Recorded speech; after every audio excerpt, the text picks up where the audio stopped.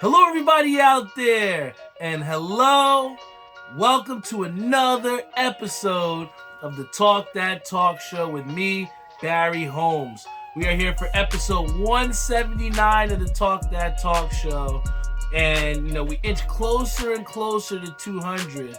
But I just really want to thank everyone out there for continuing to rock out with me, whether you're on Instagram, whether you're on Facebook, whether you're on YouTube, Spotify, Google Podcasts, Apple Podcasts.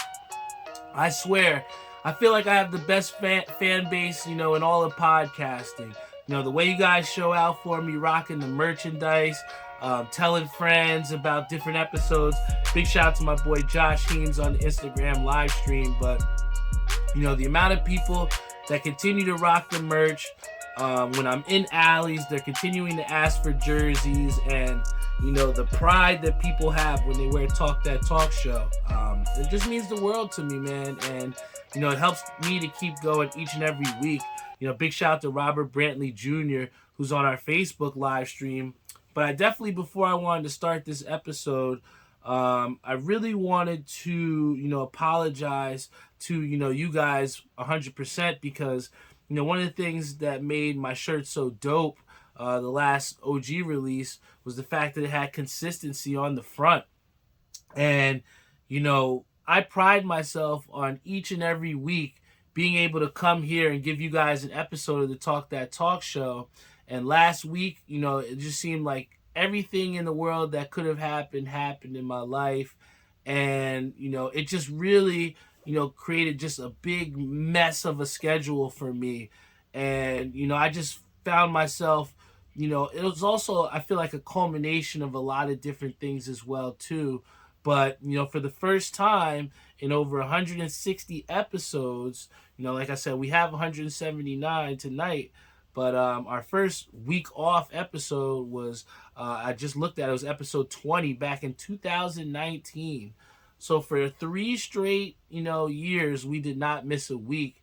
And, last week I did miss a week. And I wanted to apologize to each and every one of you out there, because, there are people that really depend on this podcast. But at the same time, I'm a human being as well, too. Nobody thought that, I'd be going to see, the Mets eventually lose in the playoffs, then go to a Giants game.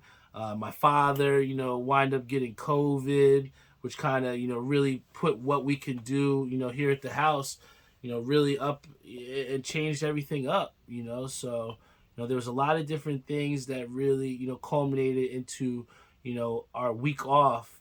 But, I will say that, oftentimes, taking a week off as well, too, gives you a big chance to recharge and, check out and see what else is, available for you. And, one of the things that I got to do today, which I was really happy about, but, we had a situation where me and my father had been talking. I think it was like maybe 2 or 3 weeks ago. And I was absolutely, bowling like ass. Like, I was fucking ass. That's the only way I can describe it. And, my father had told me straight up, he was like, yo, maybe we got to just do something different. Maybe you're just burnt out. I was just going from work to bowling. And, I think I just needed some sort of, rest of some sort to kind of jumpstart me to get back. And, last Saturday, also another reason why I wasn't able to, do normally when I can't do it on nighttime on either Sunday or Friday night, I'd go Saturday morning. But I had the chance to reconnect with some of my college friends. Big shout out to Admiral, and big shout out to my boy Cheddar Bob. But we had a great time golfing in Pennsylvania, and it was awesome just to catch up with each other and, enjoy each other's company. And, it's part of that mental health, or, doing things that you want to do along with doing things that you're supposed to do. It makes all the difference, man. And to be able to go out there on the golf course with them and bullshit, laugh, have a good time, have some drinks, I feel like that's what I needed to recharge. And then, coming into this week, I had the chance, like I said, obviously, to play golf with Admiral and Cheddar Bob, but my father, I wanted to play with him too. He's been playing, a lot since he's retired. So I wanted to spend some time with my father, and we had planned this. And like I said, with me working two jobs now, and really just my schedule being super refined at the moment. Being able to play with him, especially after him coming after off of being having COVID. It was dope to be out there and play with him. Um, we both got birdies. Big shout out to Pops. He sunk a really nice putt, and I had a nice tee shot, which then finished it up with a birdie. So I was really happy about that. We both shot under 100, which I know isn't super great, but it's good for us.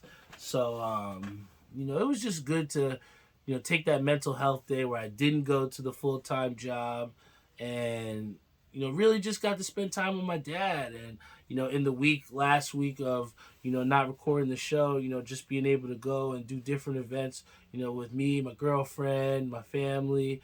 I think it's definitely what I needed, because what I've saw now is that this whole week it's just been a great week for me, and I just feel as though I was just so ready to come here and give you guys an episode here to Talk That Talk Show. So once again, I apologize for not coming with an episode last week, but we're here at 179, and next week we're gonna hit 180, and I feel like this push to 200 and beyond. I just really want to continue to be 100% authentic version of myself, and just really try and find a way to make it happen. Even today, I was talking to my father, and we had some issues with potentially being able to record the episode today, but I said I couldn't let that happen. I had to make sure that I made something work. So for the first time ever, we're shooting this out of my room, and I just hope that dedication then bleeds through to you guys, that I'm dedicated to bringing an episode here, this Talk That Talk Show, every single week. I'm dedicated to making that Talk Show merch that you guys wear, and that you tell your friends to wear. I'm dedicated to making that shit mean something. And I think that that's a perfect segue to getting into bowling kind of recap of what's happened to me through this week. And I love bowling, and people ask me all the time, why do you bowl so much? And I could respond the money. I could say that it's good to win money. It's good to hang out with my friends and win money as well too. But I really truly do love the competition. I've come from being a college athlete. I've come from being a high school lettered athlete. Just someone who likes to compete, man. That's who I am. And I have a fierce drive to win. And that's why it just made me so upset coming into our Monday Night League, where me, my dad, Lenny, we just have a team that we think is just built for greatness. We love bowling with each other. We love the competition that we're in, but we've kind of hit this point in the season where it just seems like we just can't pick up a win. We haven't won in over 4 weeks, and each week we go out there and we're trying our best, and really giving it our all, having some great weeks, but we're just getting the shit kicked out of us. And it's a tough feeling. It's a real tough feeling to have, where you're going out there putting your best foot forward, and it's not even close. And I think me and Lenny were really upset leaving that Monday night, where I think we got smoked.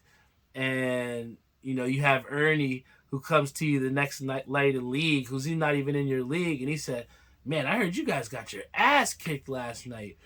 And it's just all bulletin board material, and it sucks to have people that really, I wouldn't say necessarily prey on your downfall, but when you don't meet expectations, it's definitely visible to other people as well too.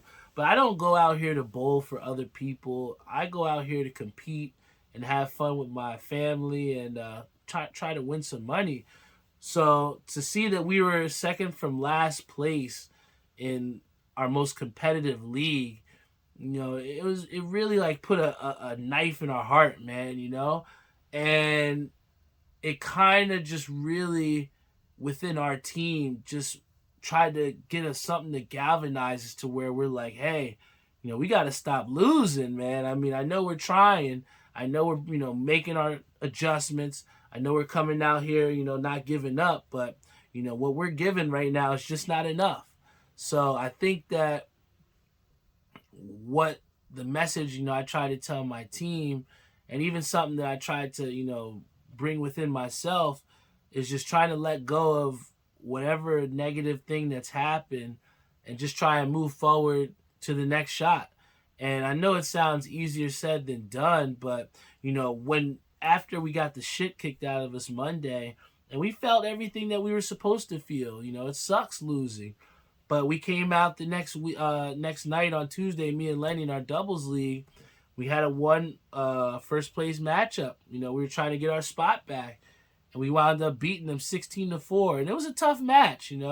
We really had to grind it out, but we kind of proved to ourselves that being the first team to 100 points, we're here to stay. And here in the chatter, I love Bill the Thrill, Bill Stahl, but he's been talking a lot of fucking shit, leading up to Tuesday. And, I love that, man, because, for me, I'm somebody that you never want to give bulletin board material to because, at the end of the day, I don't forget anything, the team that we bowled against, to make a long story short, on Tuesday, one of the very first times me and my brother were bowling in league, they wound up, we were, I was working in Newark and my brother was working in Newark at the time.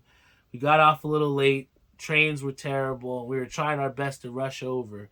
And when we got there, they had rush bowled so that I think it's like you have to be there by the third frame. Otherwise, you have to, eat the blind score.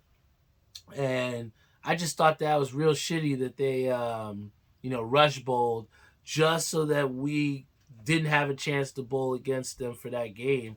And they won it. But then me and my brother proceeded to kick the doors off of them for the next two games. And that was something to me that happened, I think, 4 years ago. And every time that we bowl them, I circle that date on the calendar. And that just kind of shows you the type of, mentality I have, especially in a mental game like bowling, man. Chris's father always says you're not bowling anybody but yourself. So, at the end of the day, whatever you can do mentally to kind of get yourself up there and get ready to go out there and beat somebody at their best, that's what we're going to do, man. So that ultimately led into Wednesday night where we had, again, knocked out of first place, not from losing, but we had to go take our spot back. And we had a battle, man. And for the first time, I think in about a month, we swept the team and took back first place on Wednesday night. So, we could have easily, what I'm trying to say too is, we could have easily just felt sorry for ourselves because we got the shit kicked out of us on Monday night. And I could have let that ruin my entire week. I could have let the fact that, I didn't record a podcast last week stop me from recording this week. Could have made those excuses. But ultimately, I had to think back to the consistency shirt that I made, the consistency shirt that, I put forth to have other people wear, that galvanize other people and that inspire them.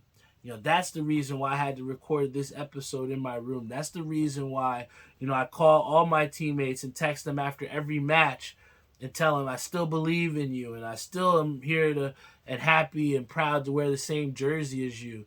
Because, if we don't have those teammates, whether it be in bowling, whether it be life-wise, whether it's your friends, you need people to help bring you up. And that's what Thursday night, it became, even though we're not in first place in Thursday night, it's one of my favorite nights to bowl in because over at Woodbridge, you have some of the best bowlers at that house that don't go anywhere else to bowl.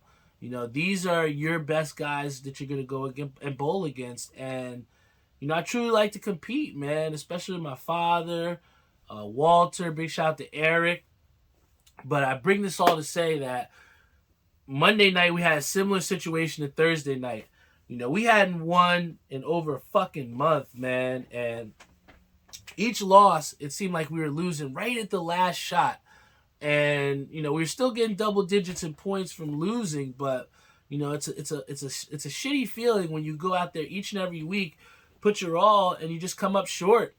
And I remember putting in the group chat to everybody. I said, "Yo, we gotta treat this as do or die." One of my father's favorite things, he's like, "All right, we'll get him next week. We got it. Don't worry, we'll get him next week." And I just put it in the group chat. I was like, there's no more. We're getting it next week. Right now, this is the fucking time where we got to turn this season around and show that we're serious. We want to win. And I was just happy to be able to, kind of, put that sense of urgency within our team to say, hey, we got to go get this dub, because, like I said, losing sucks. It sucks. And, I think that the consistency that we go to try and, build each other up and help each other to get better and communicate. One of the situations we had in that game on Thursday was that team that we were bowling against, they had all between them about like 4 or 5 strikes in the first couple frames, and they were killing us. And they just thought they were just going to run over us, and, we just kept fighting. We didn't win the game, but, we wound up knocking down like a 200 pin hole down to about 60 or 70 pins.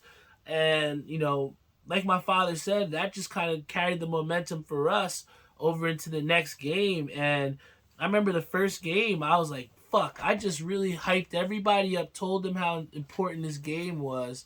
And I go out there and I bowl a 150.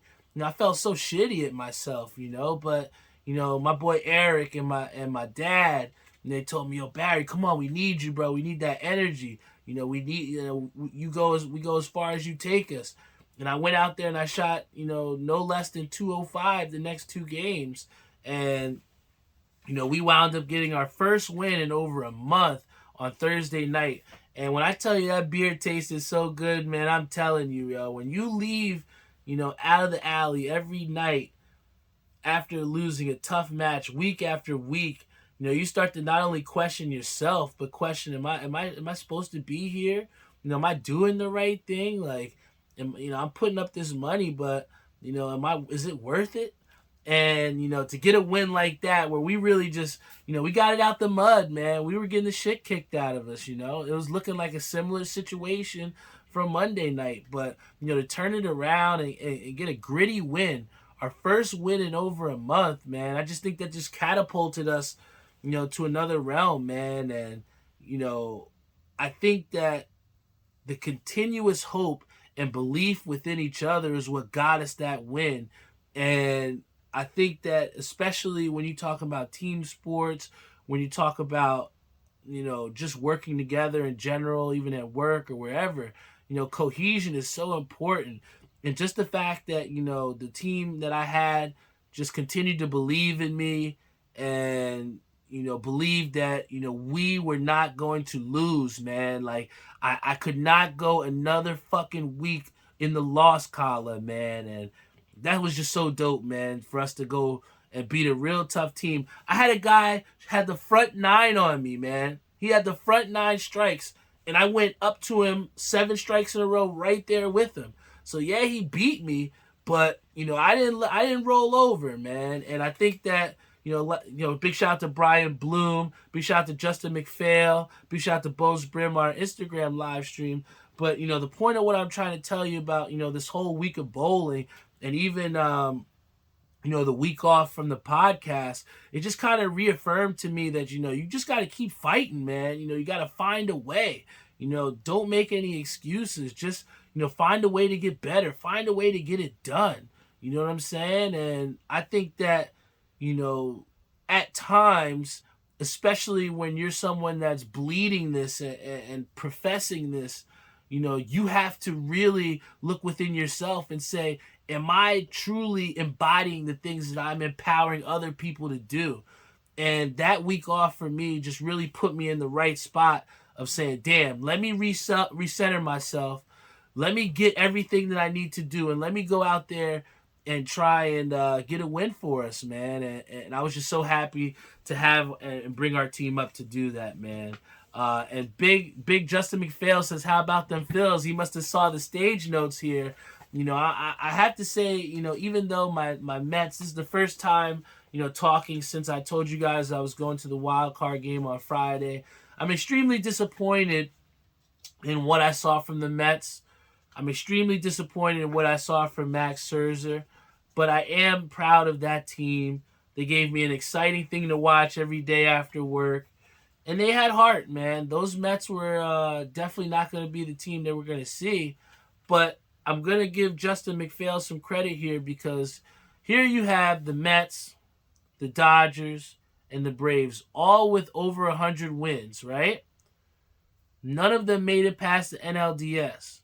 And I'm going to tell you, the Phillies are my pick to win the NL because what I'll say to you is this, and this is the important lesson that I have to tell to everyone who watches baseball, and especially if you're a young baseball watcher, I'll tell you this. Postseason baseball is not about who the best team is. It's literally about who is the hottest team. And right now, the Philadelphia Phillies are the hottest team in baseball. I'm also going to give you another thing that I will say about this, right? I think that being a wild card team did nothing but help the Philadelphia Phillies and the San Diego Padres. I know it wasn't a big time off, right? But I think the fact that, the Dodgers were waiting around, that the Braves were waiting around, I think that really hurt those National League teams because when you think about the Phillies who had to go out there and, like Justin said, no breaks, go on the road and beat a tough team in Atlanta and then go out here and just continue the process on, man. I'm telling you, the Phillies, have shown that they are the hottest team in baseball. They have great pitching and they have hot bats. When you look at what the Mets did and did not do, is the Mets did not have their starting pitching, go into distance. That game, the game 3 where Chris Bassett was on the mound, he gave us 2 strong innings and then fucking blew it. You know what I mean? You give Max Scherzer, he goes 2 or 3 strong innings and then he blows. No, excuse me, 1 strong inning and then he blows it.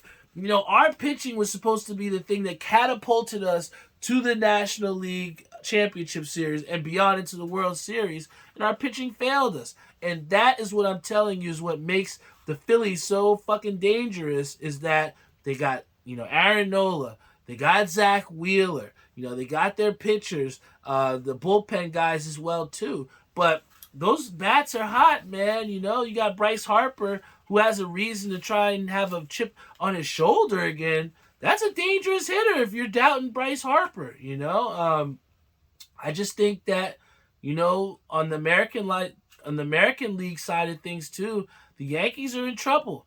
I think the Yankees fans are getting exactly what they deserve because when our Mets went out, I had a lot of Yankee fans talking hella shit. A lot of Yankee fans was talking that talk. Well, I'm telling you guys this. You dropped the first 2 in Houston. You cannot lose any games in New York. You got to win both of those games. Because if you go back to Houston in a must-win situation, I promise you, I got a seat for you Yankee fans right on the couch. You hear that, Doc? You always got a seat on the couch. But I'll say this, though, man. It's been a great playoff. Even though my Mets did not advance, I'm excited. I'm excited. And if you had to see what my World Series pick is, I'm going with the Houston Astros going up against the Phillies. And as much as I hate to say it, Justin McPhail, I'm going with the Phillies to win it all. They're the hottest team in baseball. And if they keep it in the NL East, it just shows how strong our division is. What's he say? He says AL is limping into it. You're right, man. Even the Astros, struggling to beat the Yankees, who are a strikeout machine. It doesn't really make you too confident in the AL. But being that my Mets got knocked out, it is now officially basketball season for us. And you know what team I'm rocking with. We are New York. We are the New York Knicks. You know what time it is. That's my favorite team. And if you're a Knicks fan, I hope you watch that game against the Memphis Grizzlies. Because even though we lost a tough game to a hurt Memphis Grizzlies, I will say this. I was slightly impressed with what I saw. I wasn't too much of a fan of the stagnant ISO type ball that we were seeing from time to time, but I liked the grit that I saw.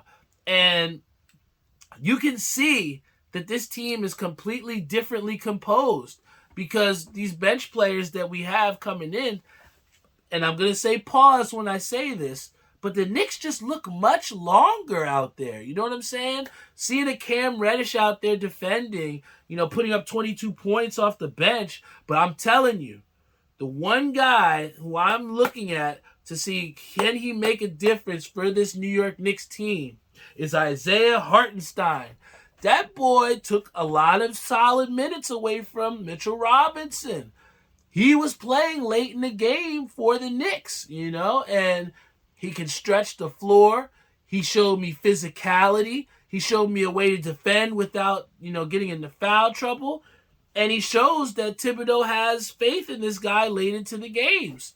So, I'm interested. I want to get off the air here because the Knicks have a big game against the Detroit Pistons. And I want to see how this Knicks team is going to do against Detroit.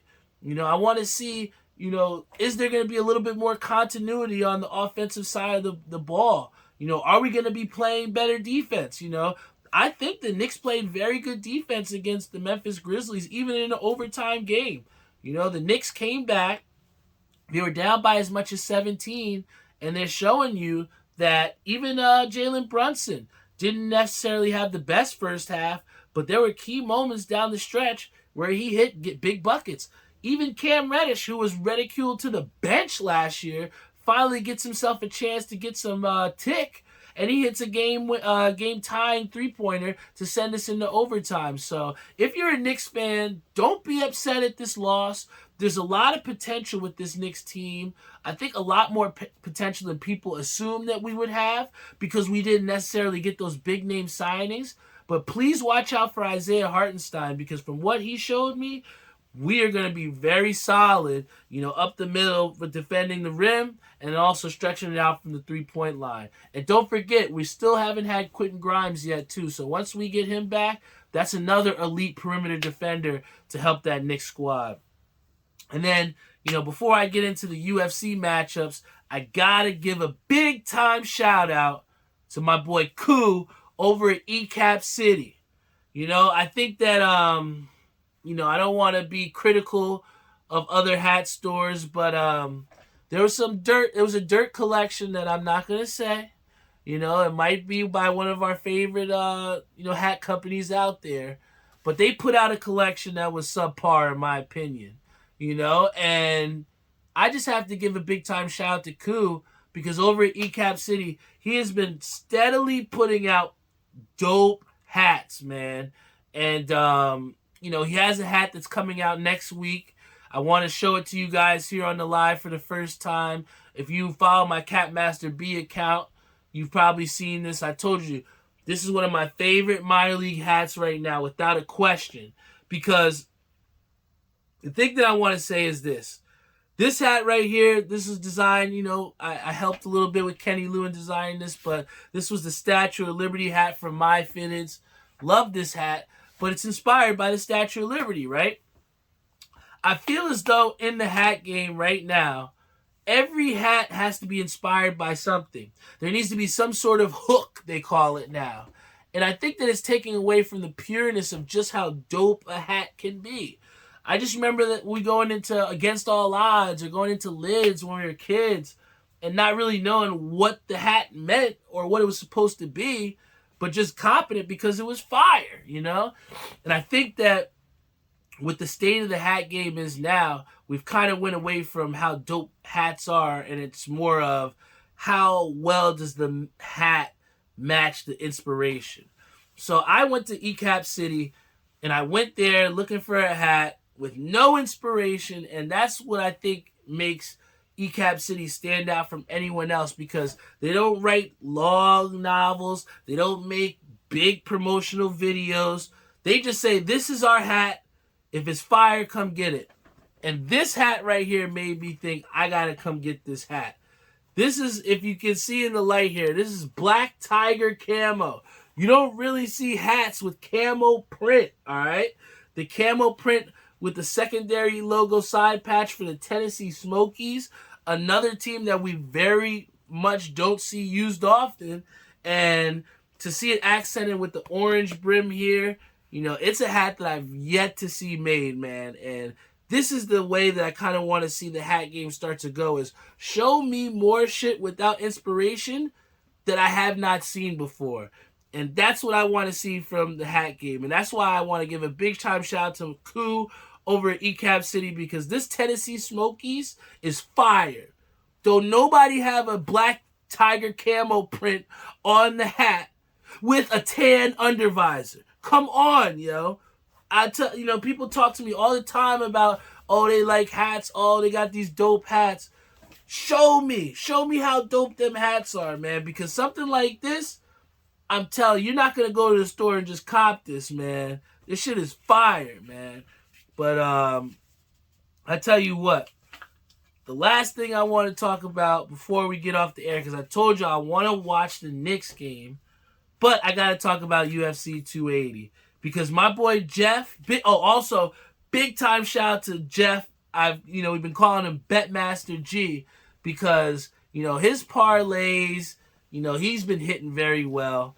I also want to give him the shout out because I gave him the blessing to use the Talk That Talk Show name, and what he's done is he's really created this betting Discord through Talk That Talk Show called the Talk That Talk Show Betting Discord. And we basically just post our, bet slips, talk about sports, and just created a platform to interact with. And, I got to give him a big time shout out to, because that wasn't something that I told him to do. That was something that he was passionate about. And, I also like sports betting as well, too. But, we found a common need to kind of bring people together. And I think that that's what's really dope about having friends around you that believe in you, for one, but also believe in where you're trying to go. He straight up was like, hey, let's make the Talk That Talk Show betting Discord. Tori, I will add you in it. I got you. I'll send you the link when I get offline. Anybody that wants me to send you the link to the Talk That Talk Show betting Discord, just send me a DM or send me a message and we'll get that out to you. But yeah, no, I think it is just so dope to have, someone like Jeff in my life that not only presents good ideas, but put them into motion. You know what I'm saying? And I think that, that's so important, to have someone that helps you in that way. So, big time shout out to Jeff. He's been cashing out all week. So check out the Discord and check out what type of bets he's been putting in. But I want to give you guys my quick 3-team parlay. This is going to be for UFC 280. This is going to be money line, just all winner. I'm just going for who I think is going to win. And the first one on this card that we got to talk about is Peter Yan and Sean O'Malley. Guys, this is a dangerous fight for both fighters, because we're seeing that, they're both on, kind of opposite trajectories. You have Peter Yan, who, had the belt for a little bit, interim belt, whatever you want to call it, lost it, lost to Aljamain Sterling in the rematch, and is slowly now going down. He went from, fighting a title fight to now fighting a guy in Sean O'Malley, and here you have Sean O'Malley, who had all the confidence in the world, lose to Chito Vera, and is still trying to gain the respect from people that he's not just a gimmick fighter, But, it's tough to call. And, after talking with my boy Darius, big shout out to Glex, I like Peter Yan. My heart tells me I want Sean O'Malley to win. I want to see the crazy knockout from him. But I just think the experience of Peter Yan and the damage that he can do with his hands is really just going to be too much for frail Sean O'Malley. I just think he's going to be too much. So I'm taking Peter Yan. Second one on the list is Aljamain Sterling versus TJ Dillashaw. I know how tough TJ Dillashaw is. These guys are both in incredible shape. But I just haven't seen the growth of a fighter in the same trajectory from TJ Dillashaw as from what I've seen from Aljamain Sterling. Aljamain Sterling has transformed himself into a much better fighter. And TJ Dillashaw, he is a good fighter, but he's continuously been a good fighter in my opinion. Aljamain Sterling, in that trajectory of getting better and showing us how he's added levels to his fighting game, I think that's what makes him a lock in this fight against TJ Dillashaw. And then this is the dangerous one, guys. This is the dangerous one.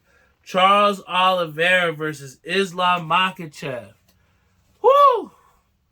Darius always says don't go against the mountain man. But I believe in Charles Oliveira, guys. The submission GOAT. Yes, I'm going to tell you, the submission GOAT. This guy, Charles Oliveira, continuously seems to submit guys in the craziest positions in ways that you never thought he would get guys to tap out. And Charles Oliveira, again, is somebody that we've seen just progress tremendously as a fighter. But I can't use that argument against Islam because Islam is the protege of Khabib. And Khabib is a generational talent. But Khabib ain't out there fighting guys. It's Islam. And I just think that Charles Oliveira, with his stature, with his freeness, his pressure of, bringing the fight to people, but at the same time showing that technical nature to submit you, I like, Charles Oliveira, guys. I'm sorry, but I like him. So, my 3-team UFC 280 parlay, I'm going Peter Yan, Aljamain Sterling, and Charles Oliveira. Put that in there. I'm going to put that into the betting Discord. But, thank you guys so much for rocking out with me for episode 179 of the Talk That Talk show. It took a week off. I'm sorry we weren't able to get you the episode last week. But, we're going to keep this train moving. And we're going to get an episode of the Talk That Talk show to you guys every week. I think for us to miss a week, 1 week out of 160, I think that's a pretty good ratio. And it really helped me to, recenter myself both bowling-wise, podcast-wise, human-wise. I just feel recharged, man. And I was starting to feel that little burnout, or I was starting to feel, bogged down by, all the different intricacies of life.